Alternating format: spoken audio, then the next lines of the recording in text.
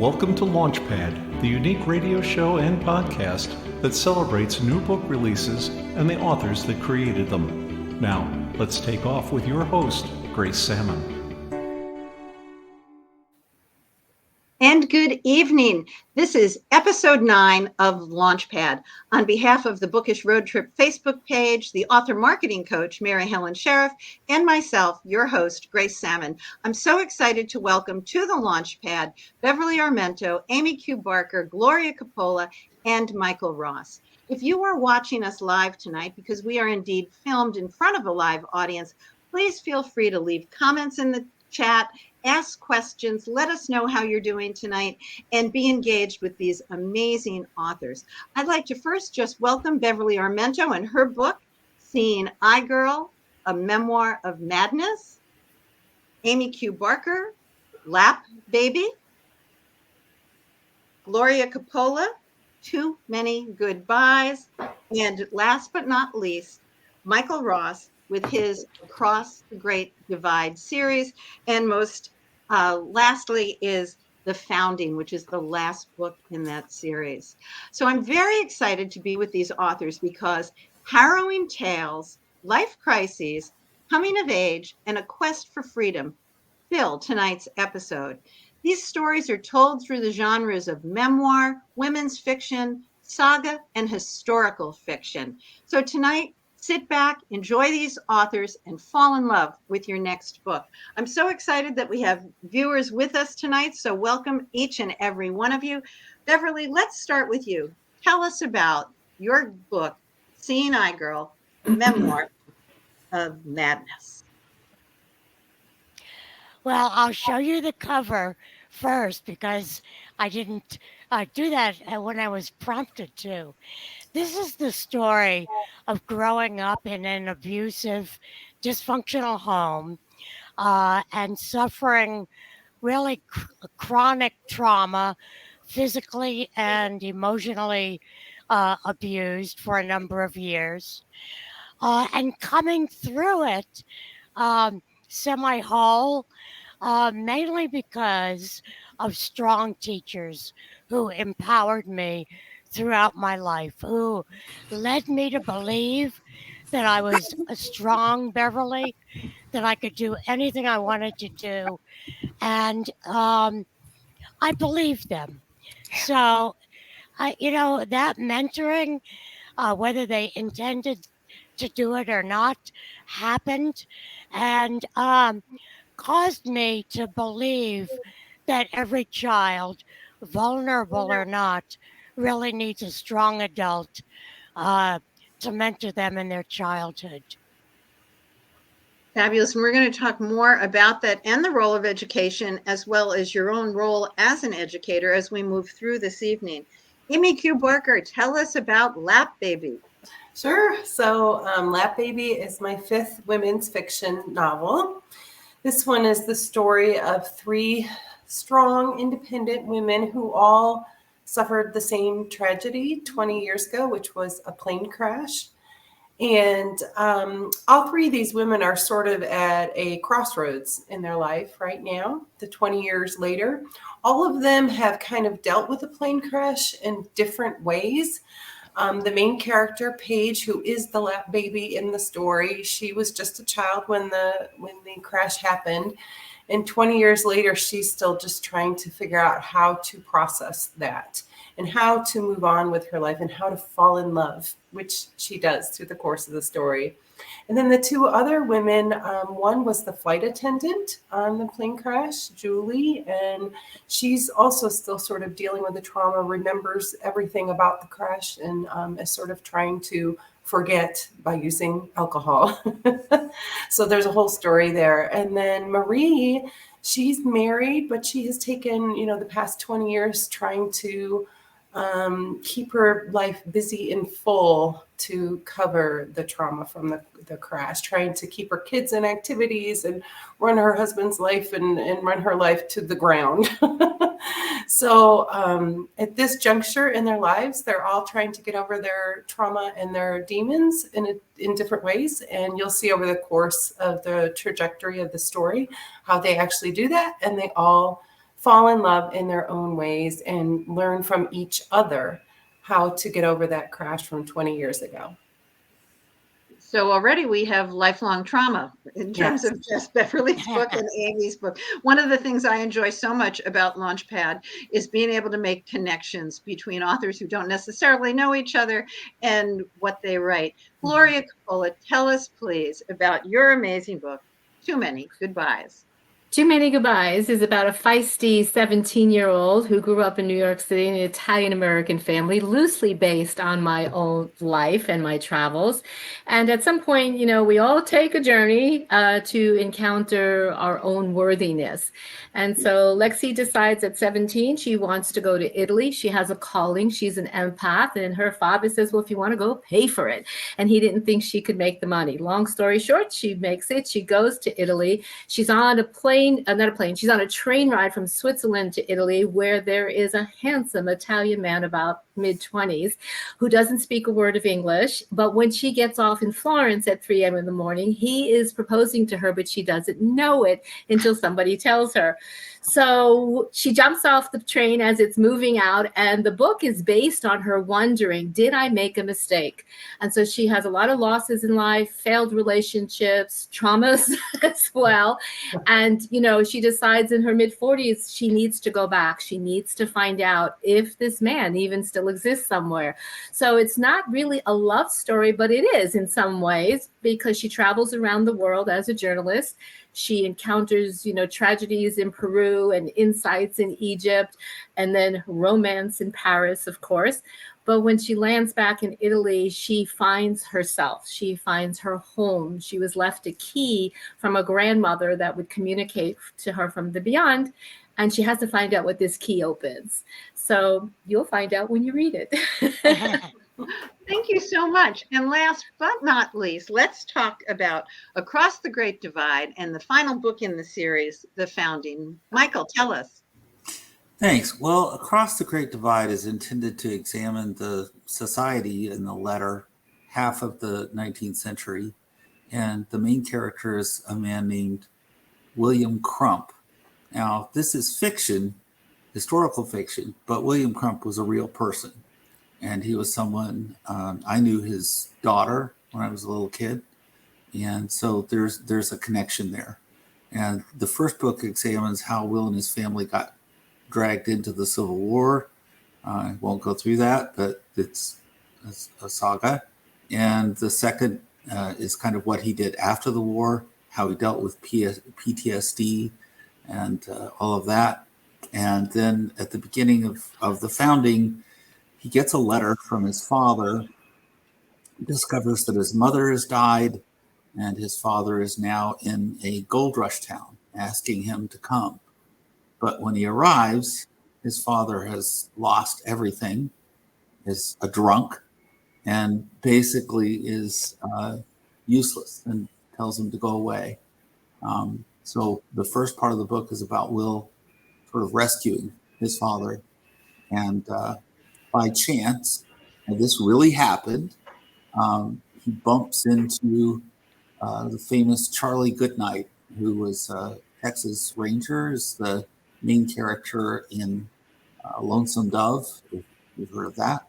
And so this was something that really happened. He just bumped into Charlie in a bar, and Charlie started talking to him and invited him to Texas.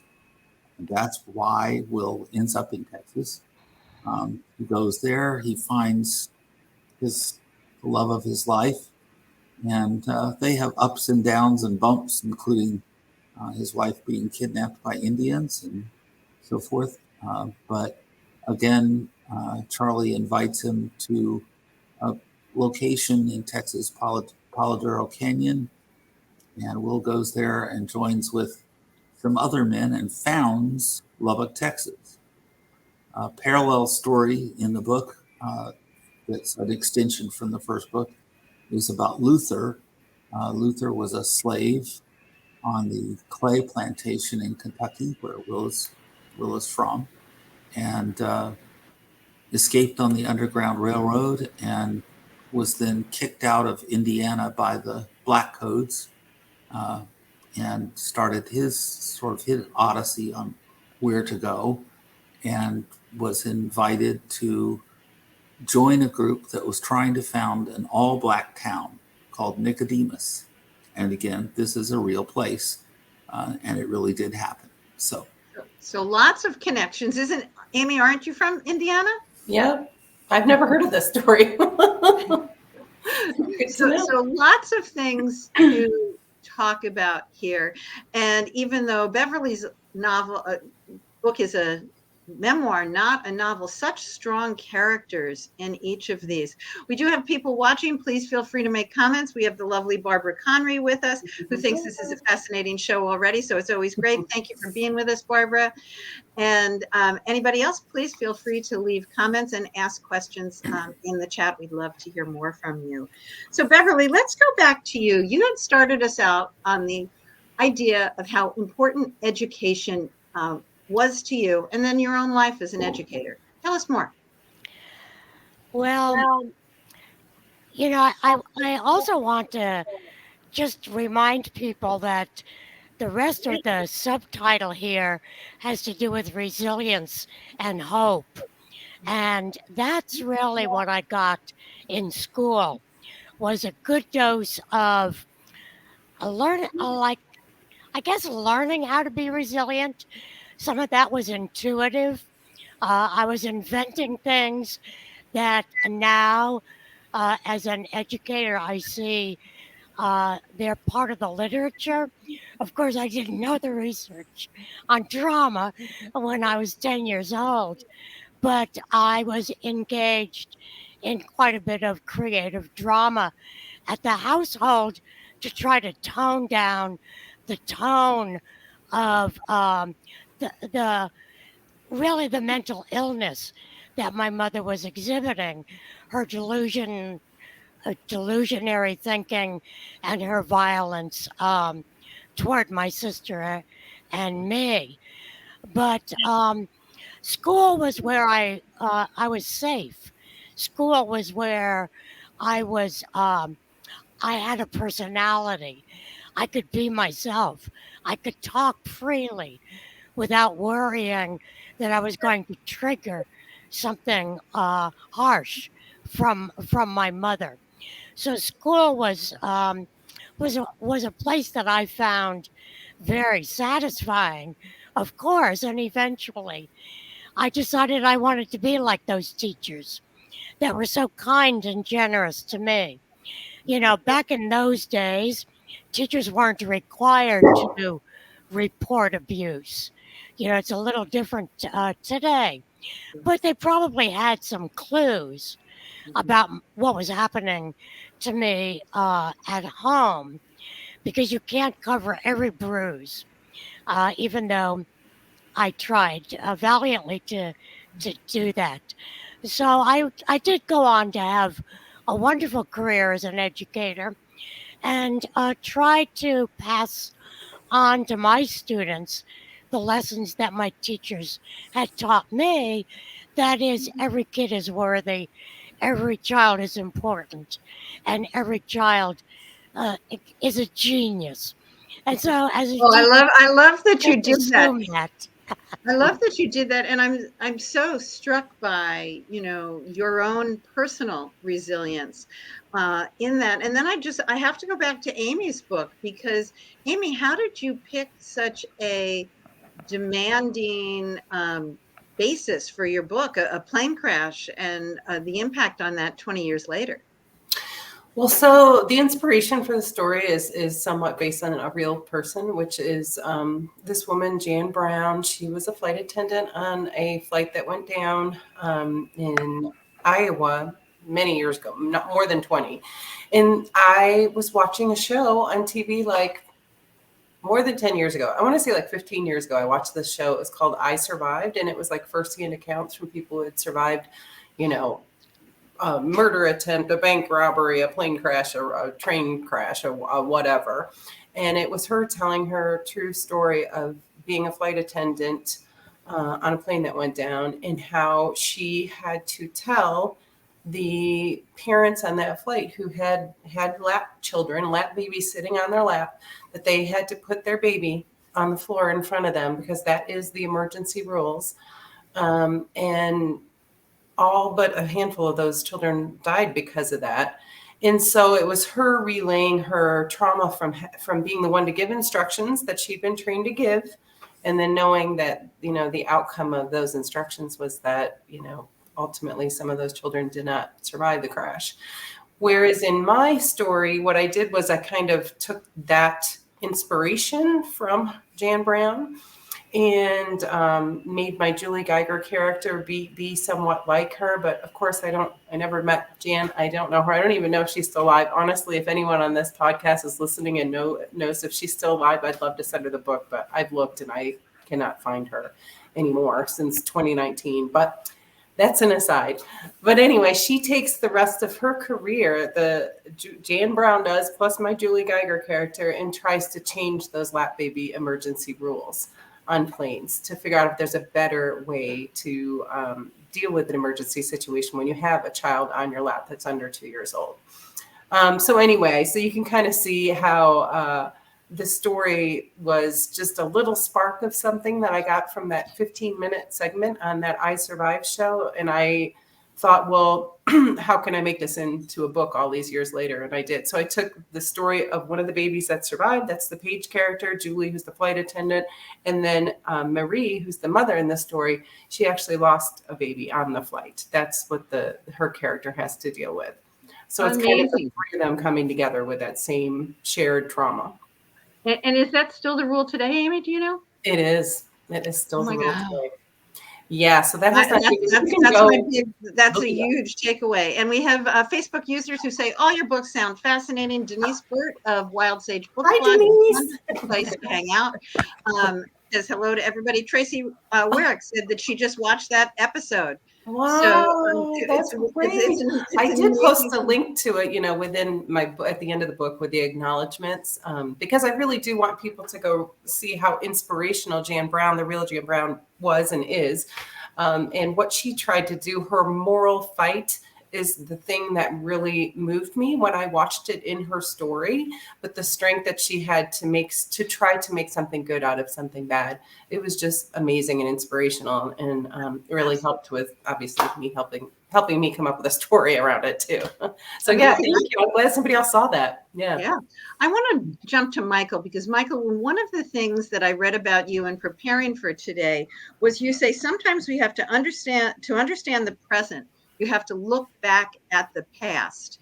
And I think the books of the other three are very much about that. We've got Gloria, who's looking back. Did she make that right decision? Amy's looking back at 20 years. Beverly's. So talk more, particularly in light of your own book. But I thought that in framing this today, that concept of to understand the present, we have to look back at the past was particularly a great question for you.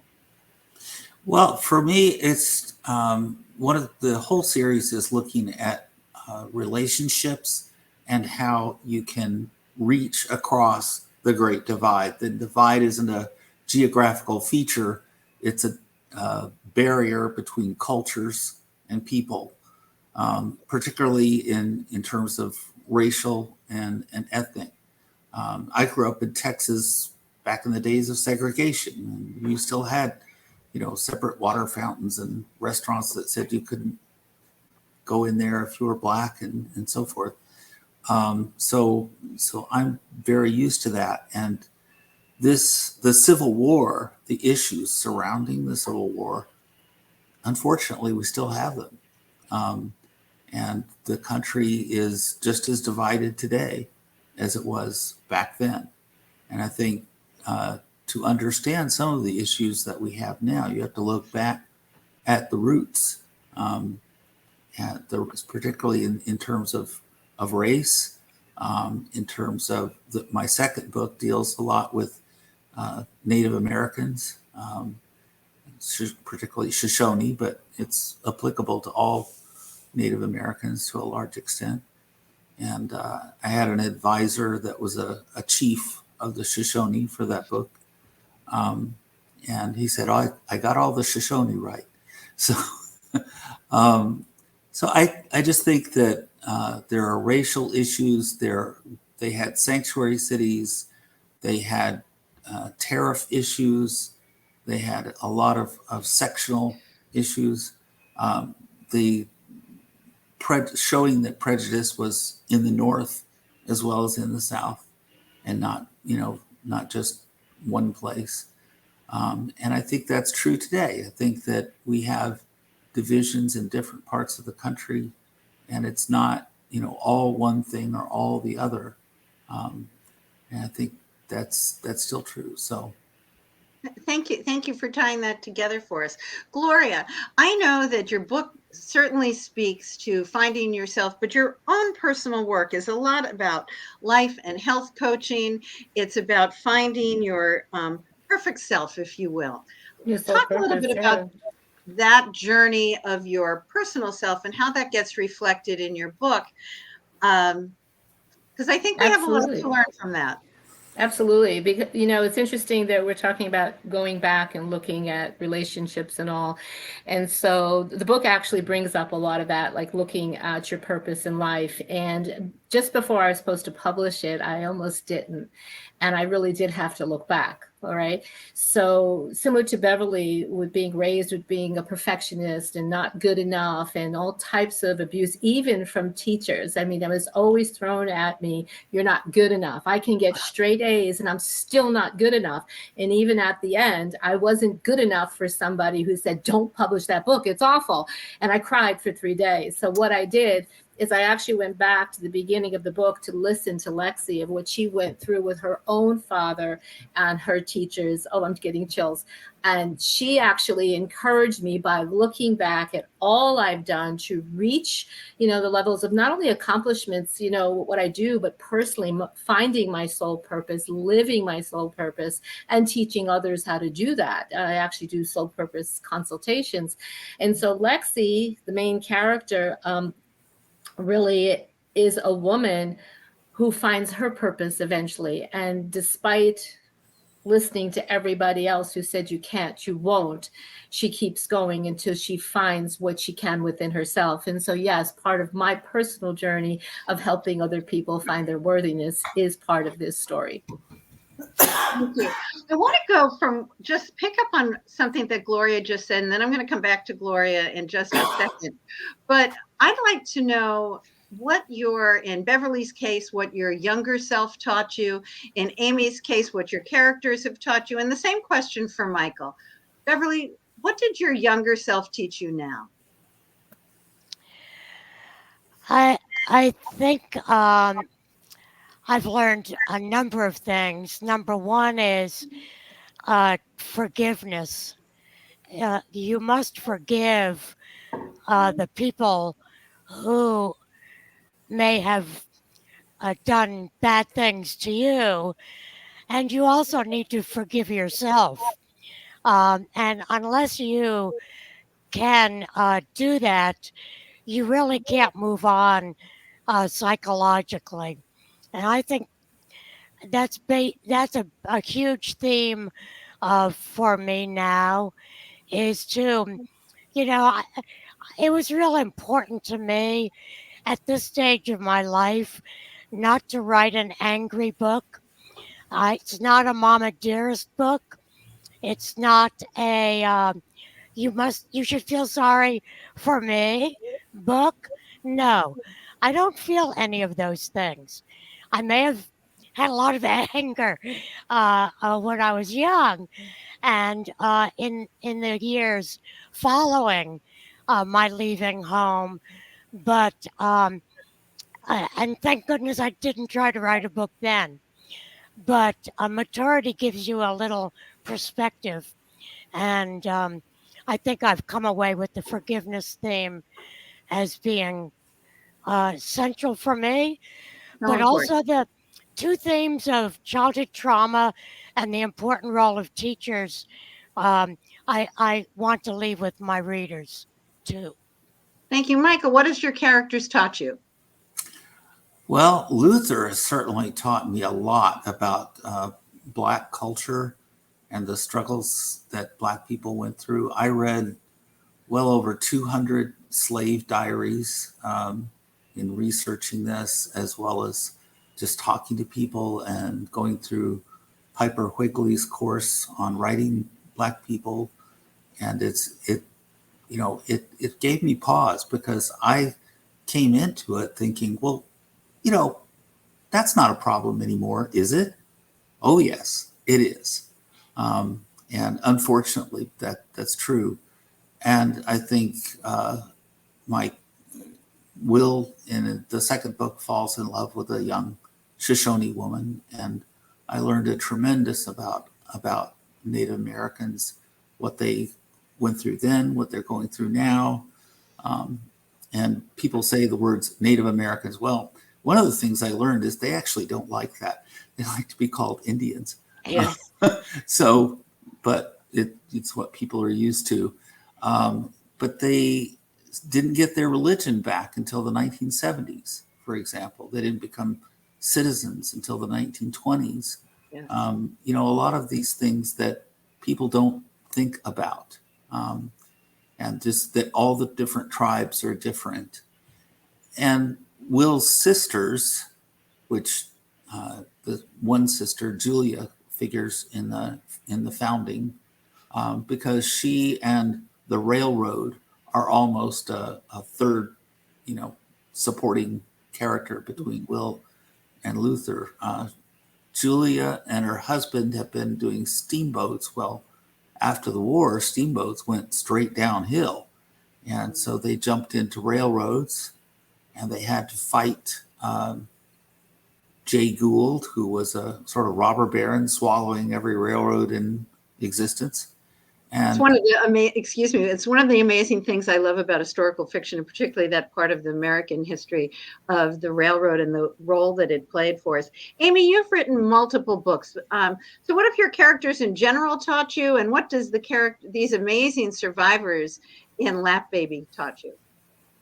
Yeah, thanks for asking. I think there's a couple of things. One is that in most of my books, my characters are, trying to deal with something from their childhood, some tragic accident, some unexpected movement in their life that took them down a road they weren't expecting. And I think the key to what I think we're all saying is that you can't let those past traumas necessarily define you or define your future. You are who you are. You take all of that and integrate all of that into making yourself a, more complete, multi-layered human. And I do that with my characters as much as I possibly can. And I try to show that in the course of the story. So I think that's one piece, is how you define yourself does not always have to be what trauma you had in your past. You can change that and make that better. And then I think the other thing is the piece that I was just kind of saying, where all of my stories, I try to shine a light on something. Like my first story, which was called Rue, was set in San Francisco, and it was about a woman who is blind, who's a blind lounge singer. And so I wanted to shine a light on what it is to live independently as somebody who is blind, living by herself in a big city, and how you do that. And so I did a lot of research for that book and met and talked with people who are blind to try to understand, how could you do that? Like, how do you pick out clothes? How do you, put nail polish on? How do you use your phone? How do you walk around the city? All of those things are in the book in the course of the story. And I see Beverly picking up because, of course, she was Oh, the that's high right. girl for Yes, her you mother. should So read again, Rue. Go check out Rue. lovely connections. And I want to end this part of the segment. And believe it or not, we are almost out of time. I want to go back to Gloria, because I would say that, my characters have taught me so many things from my book, The Eves. But Gloria, you've kind of become your character, haven't you? Or vice versa. Yeah. Yes. When I was sitting here listening to my character about not giving up, I'm a public speaker, and I usually say to people, don't give up. And I sat here and going, well, what does that say about me if I give up? And so I was like, I can't do that. And then I'm like, well, what if I publish it and people don't like it? And I had to turn the voices off, and my character I became my character, and I tapped into her strength. And as a result, the book has won 2 awards. Number one, it's my first fiction book. I've been a journalist and nonfiction writer. So that was like, oh my gosh, I'm glad I didn't listen to all the voices. And then I got to speak to a group of 65 high school students in Italy, because I did take on the character and go back to Italy to see if I can find him. Actually just kind of went on a fun tour. And what really, really helped me at that point, after going through, a lot of writers go through all these different emotions, right? Is 65 children, young adults, actually got so much out of Lexi's journey, and the questions they began to ask me inspired them, encouraged them. Then they were asking about education, becoming doctors, becoming writers, and it filled me up with so much love that I just was so glad that I did not give up, because somebody needs your story. And I'm so glad none of you have given up. Every one of us teaches, with Michael's historical fiction, with everything each of you have spoken about, we are all learning so much. I want to invite each of you to hold up your book again. I want to thank Beverly Armento and her book, Seeing Eye Girl.